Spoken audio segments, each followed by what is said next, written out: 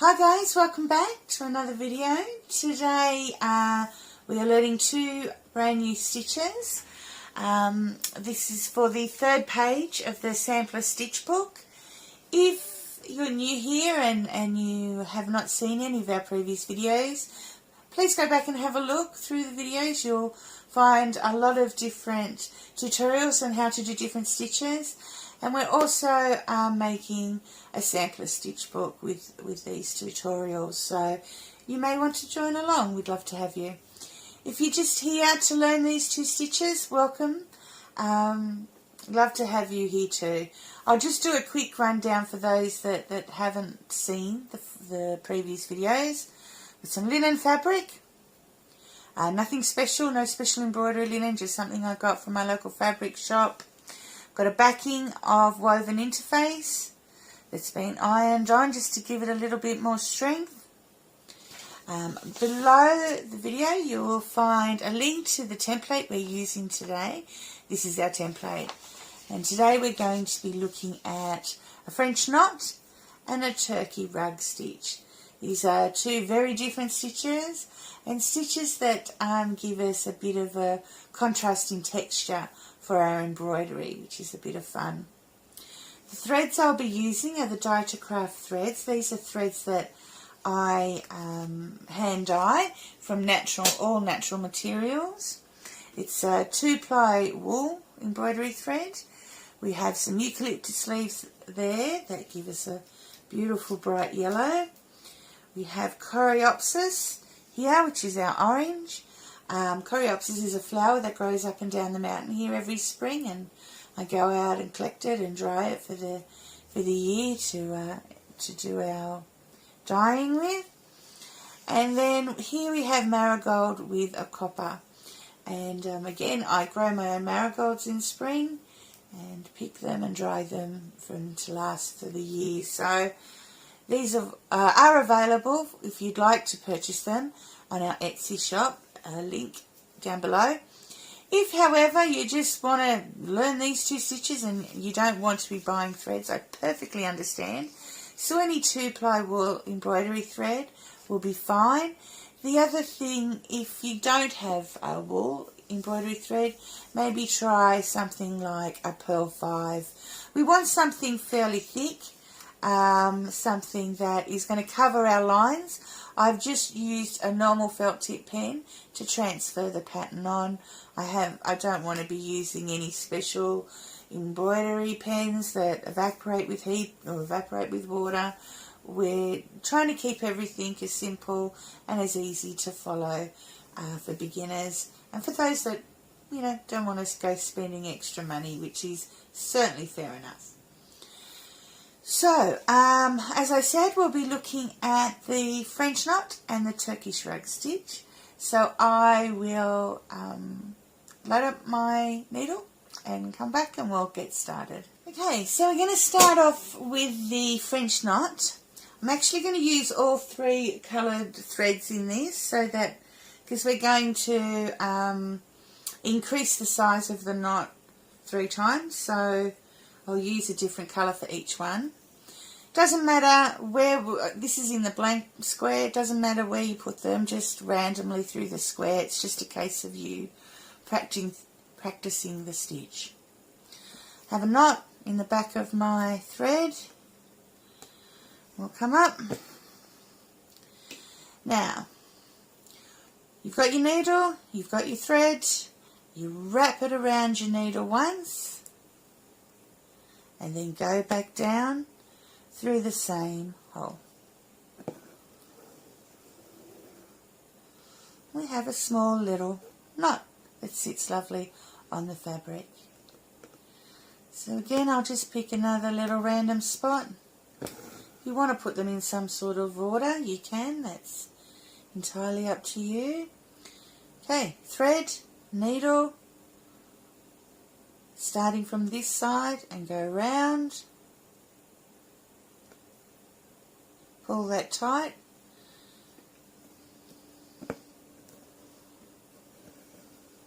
And go down. It is easier to do this stitch with a frame that has a stand on it, but if you don't have one, You will manage it. Just need to fiddle a bit. And it's only till you get used to it and into a bit of a pattern.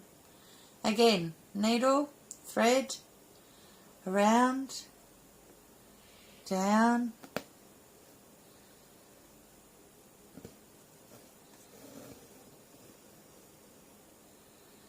and there we go. We have 3 little French knots with 1 twist around. Now I will pull my needle there. I am going to do more. I'm just going to do them all randomly through the box and fill the box. But you don't need to watch me do 50 French knots. I'm going to start on my next colour. My sort of greeny gold, marigolds. Again, we're going to come up. And this time we're just going to make the knot a little bit bigger. And to do that, we wrap once, and we wrap twice. Again, in the same hole, pull tight, and down we go. And now we have a slightly taller, bigger knot. You might not be able to see that very well in the video, but when you give it a go yourself, you'll see what happens. Again, needle in my right hand, thread in my left, go over, under, and then back in the hole, pull tight, and down we go.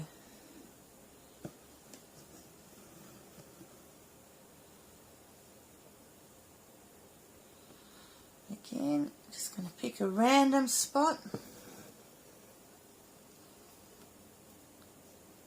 Over, under, in the same hole, pull tight, down we go. There we go. Now, it doesn't take a rocket scientist to see what's next. I'm changing over to my yellow thread. And we're going to go a bit bigger again by doing 3 twists on the needle. So we're coming up,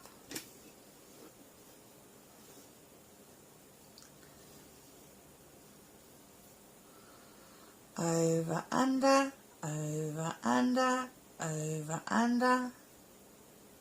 in, pull tight,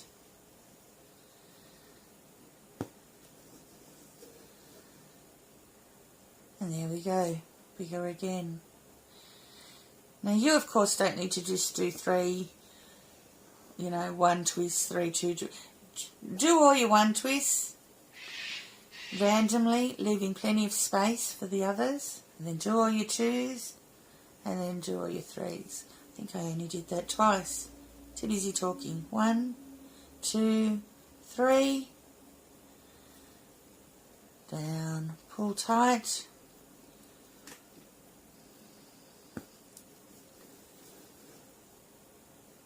and there we go, a lovely little knot. And these get used for everything. Embroidery, you can use them for eyes, you can use them in flowers, in the centre of flowers. Like, some people do whole embroideries just in French knots.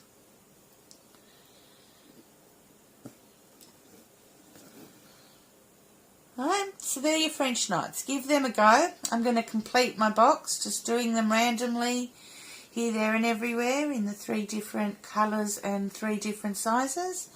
And we'll come back and have a look at the Turkish rug stitch. Okay, so I have finished our French knots there. Just done a hodgepodge mix, random. Filled all that in. Alright, so next we're going to look at the turkey rug stitch. Now again, we're going to look at it in 3 different ways. We're going to look at it as an individual stitch on its own. We're going to look at a line of it, And then we're going to look at a little cluster of it. So we shall, now this time we don't put a knot in our thread. We are not knotting our thread. We go down,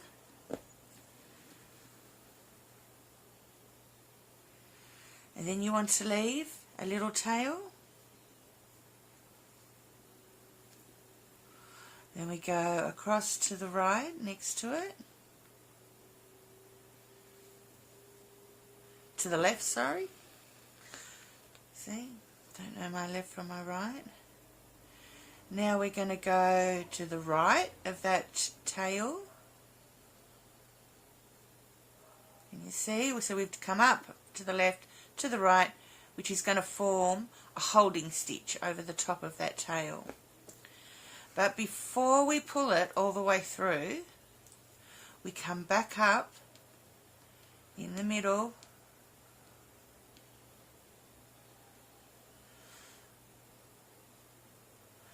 have your loop at the behind it,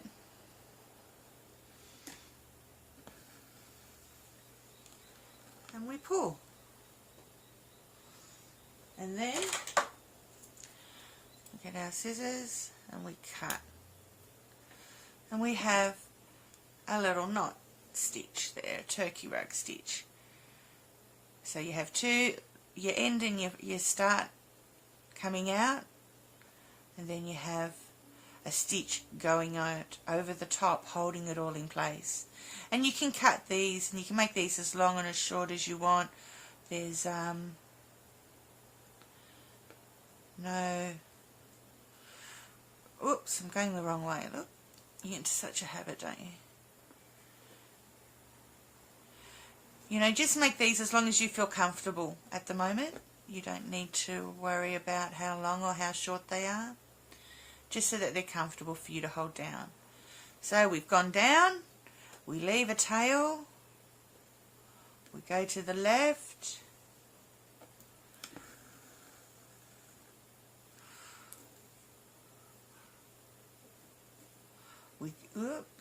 we go to the right,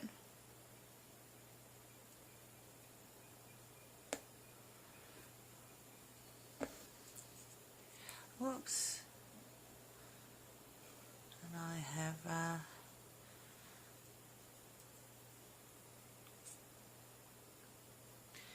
you'll have to excuse my nails. I've noticed in the last few videos my nails are a bit stained. I've been doing a lot of eco printing lately, and stains parts of the nails and other parts it doesn't. Right, so we have a tail, we've come up to the left, we've gone down to the right. Then before we close the loop, we come back up in the middle with our loop behind, and then we pull through and we cut.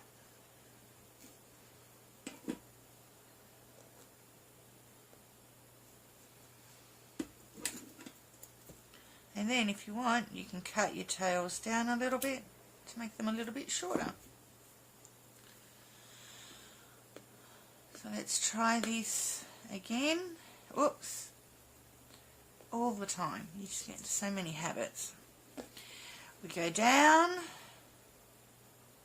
leaving a tail, left, right, up. That's what you've got to remember. Down, left, right, up. And the down and up are always in the center. Left, right,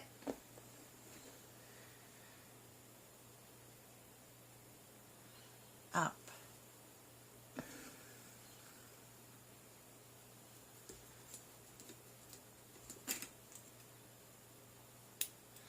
Again, I'm going to cut those just a little bit.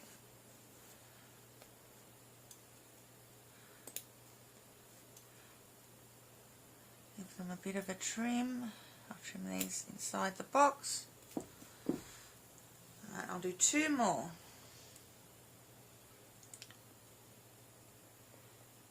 So we go down,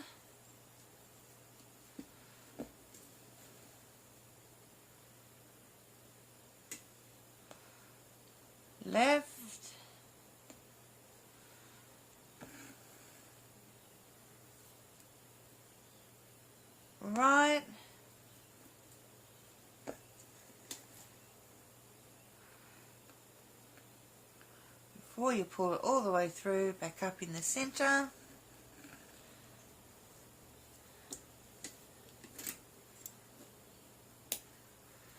Alright, let's try one more. Down.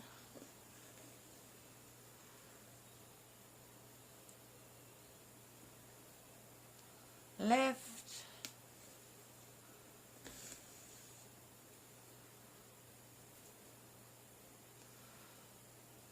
Right. Don't pull it all the way through. Then back in the center.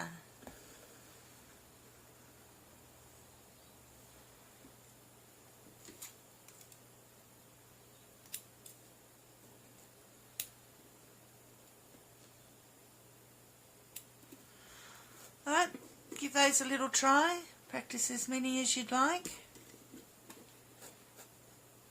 We'll come back and have a look at them in lines.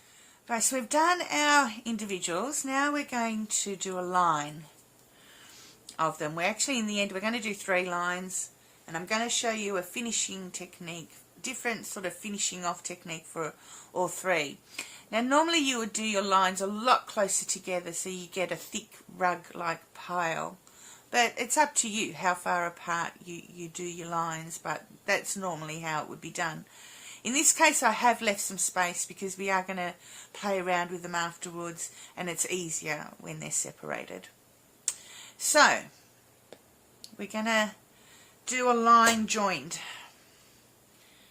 So we come down in the center, so I've not gone right to the edge, I've left a space there. Leave our tail,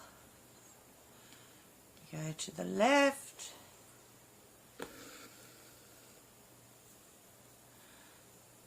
we go to the right,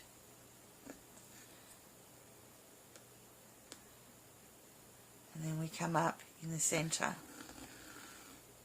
Alright, so there's our individual stitch. Now instead of cutting, we're just going to do another stitch next to it.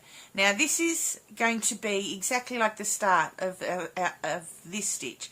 So we're going down in the center, so leave a little bit of space there for your thread to come back up to the left.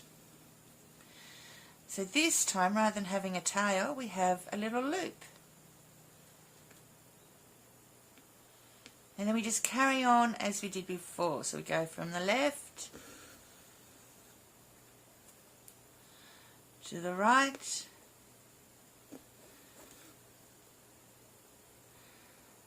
and back to the center. I mean, it looks a little bit messy when you first start and you're not exactly sure what you're doing. It can be a bit confusing, but if you just remember center, left, right, center, you'll be fine.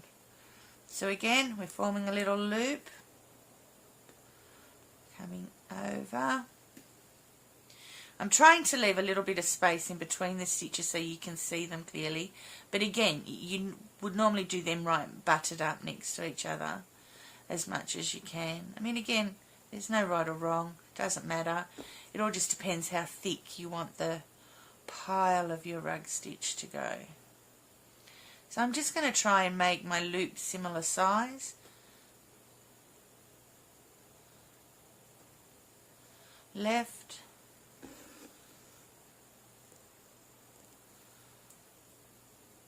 right, back up in the center,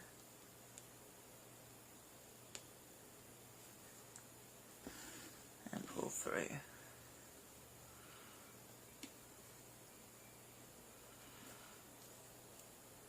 Form a loop, go down in the center,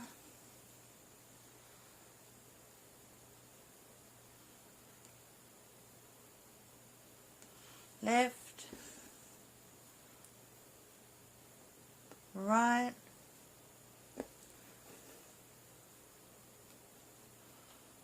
back in the center, again making sure that loop, that stitch is behind the needle,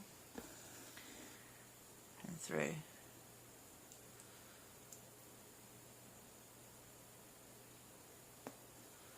One more.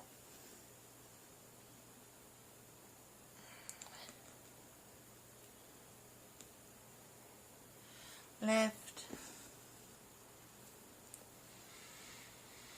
Right.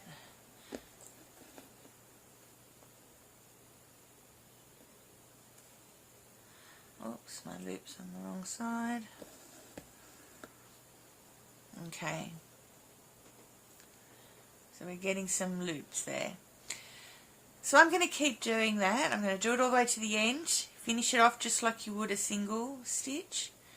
And then I will do these other 2 rows. Now, like I said, normally you would do a row pretty much exactly on top. You know, with very little space in between. And you end up with this pile going through. But while you're practicing, it's sometimes better to have a little bit of space between things while you're just learning. And then we'll look at 3 different ways to actually finish the stitch. So I'll do all 3 lines and come back and we'll have a little play with that. Okay, so I've done my 3 lines.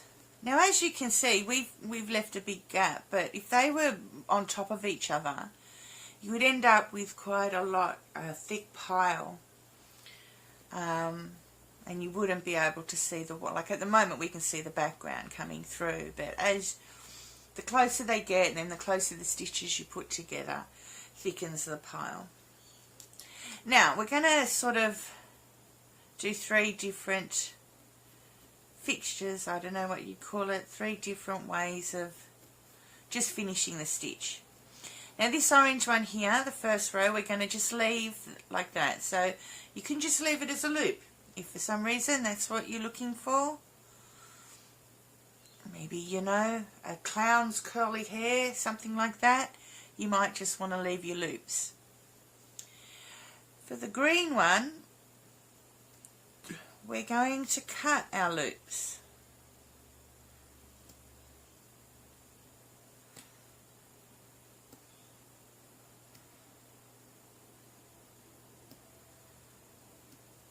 And that gives you a bit more of a carpet pile.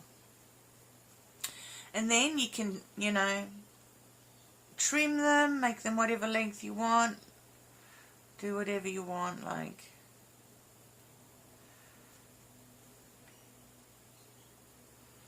have them as long as short as you want. So I'm not doing it's a bit hard from this distance. I will fix that up in a minute, I think. Okay, so the yellow one, we're going to do the same thing. We're going to cut them, but the beauty of a wool embroidery thread is we can then, if we want, fray them.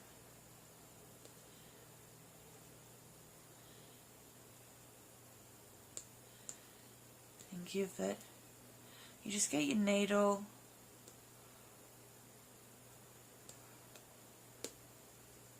and run it down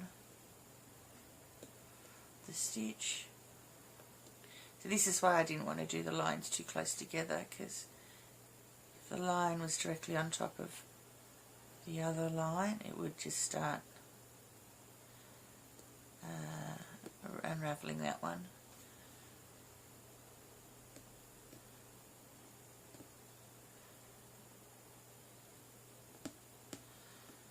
And that might, for some, you know, you never know what sort of effect you're after, depending on what you're going to do. I tend to fray these when I'm doing what we're going to do next. When I'm making little fluffy flowers. You know, if you were sort of sewing a pom-pom on the top of a clown's hat. Must be in party mode today, I keep. I'm going to trim that up. It's a bit hard for me to see while it's facing the camera for me to do that. So I'll trim that up. We'll come back and have another look at it, and then come back and have a look at the end of what we're going to do. Okay, so I've just trimmed that up a little bit, and we've got our 3 different ways of finishing the stitch, and they could be used for different, different things. Like I said, you could have curly hair here. You could have like something a bit more furry for the top one, and then something more like a rug for the bottom one, or straight hair. So the next thing we're going to attempt is to do a little clump that sits together and forms its own little flower. Maybe you can use it for different things, but in this instance here I'm just showing an example of a piece that needs to get framed of mine, and will be a kit that will be available in the shop soon.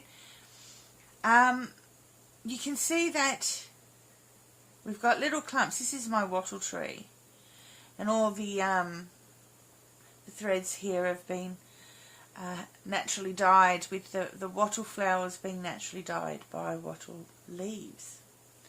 So, I mean, this is just one on its own. It just forms a little clump on its own. It's 4 stitches that you do in a certain way that just forms a little clump of its own. That could be used, I don't know, for a little pom-pom on top of a hat, to depict a flower, to depict all sorts of things. So we're going to have a little look at how to do that. So we're going to do a stitch just like we previously did. Left, right,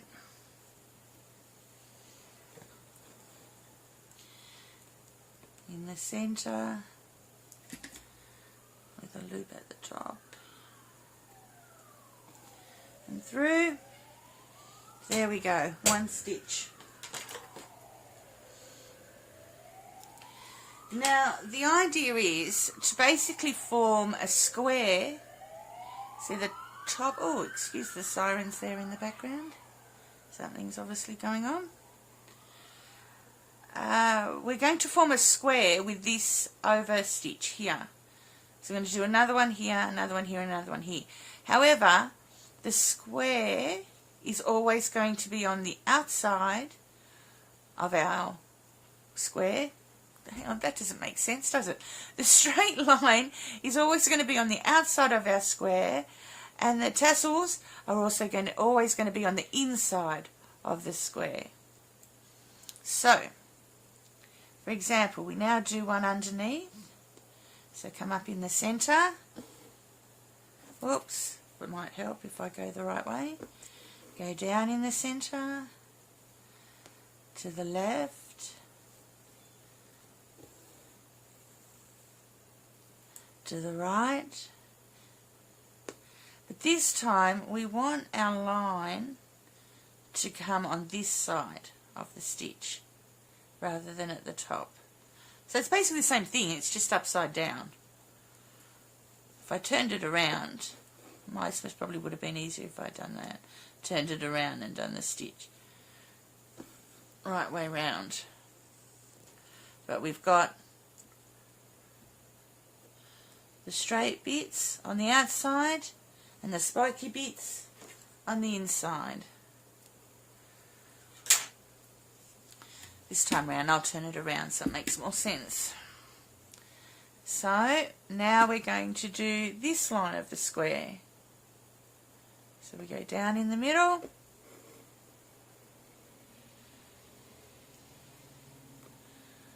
to the left, to the right, and we're trying to do these stitches as close together as we possibly can.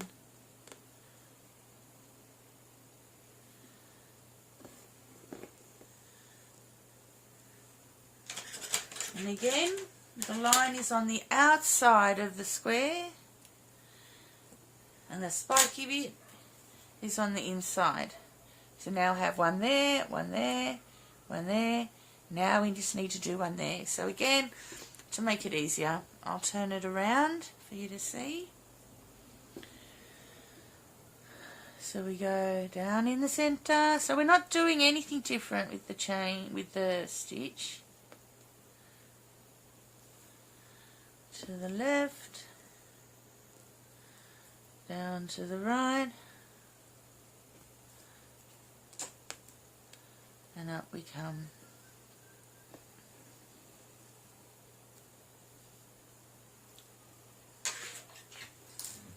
Okay, so we've done our 4 stitches, forming a square. We've gone on the outside of every one. I'll now give it a bit of a trim. Again, you can make it as long or as short as you want.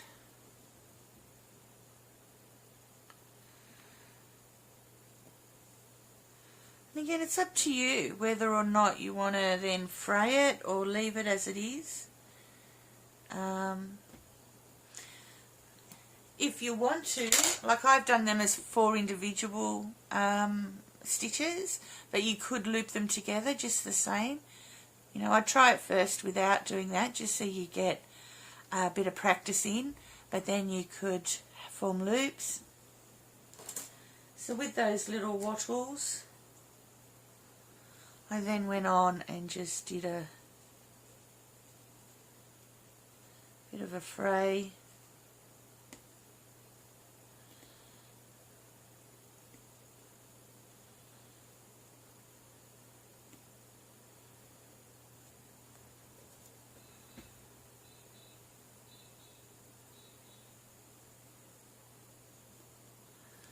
And because you've got the straight edge of the stitch on the outside of all the stitches, it sort of pushes them all together.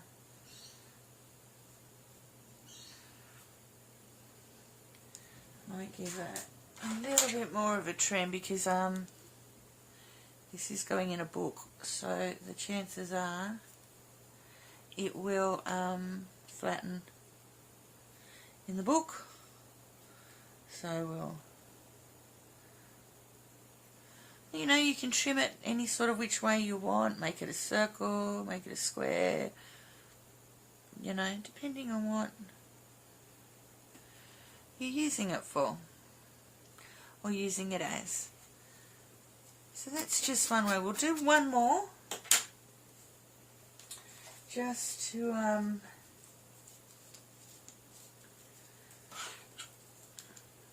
make it a little bit clearer. Hopefully.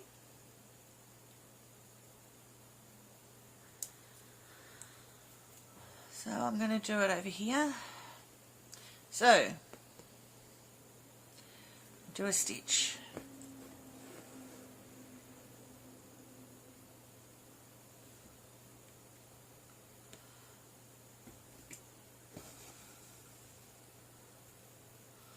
Left, right, in the middle of your loop at the back, and down. Right, this time round, so hopefully it's not quite so excruciating as the last one, we'll go turn it around, upside down, and we'll form another stitch. Oops. I've spent all morning doing this Turkish rug stitch and I still want to come up from behind. And just make sure we smooth that one out of the way. Sorry, I must have a wandering hoop here. It's hard to try and keep it so that you can see and so that I can see, and there's pressure on the hoop at odd angles. Now this time the loop, we're going on the outside again.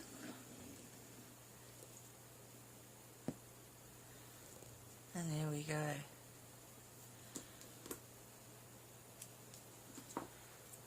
Right, so we've got our straight bit again on the outside, and our sticky uppy bits. I don't know what you call them. And again, I'm going in the wrong way.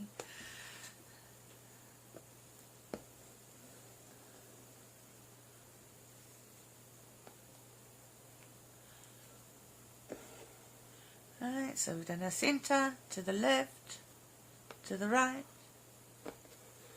back to the centre,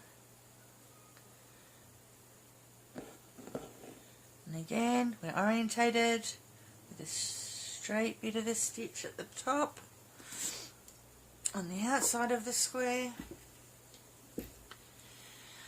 One last one. I mean, you could if you wanted to, no reason why not, you know, keep going round and round and forming a large area if you want it to be a bit more puffy. I don't know, what's the word?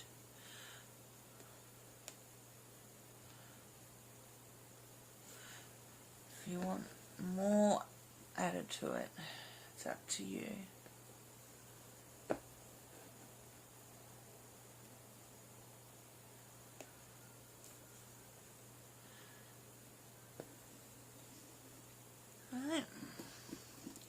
Sorry, I hope you can see this.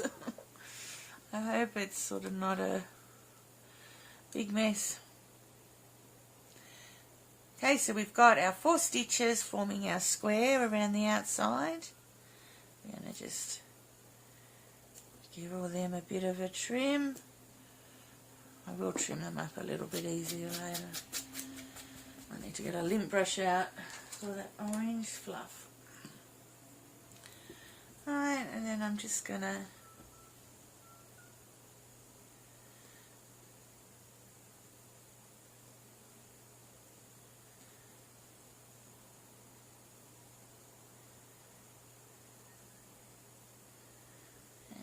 trouble getting through some of them.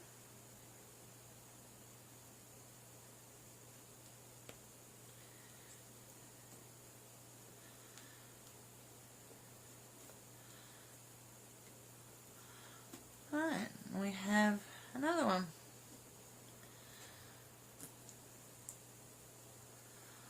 Alright, so I think that's enough for today.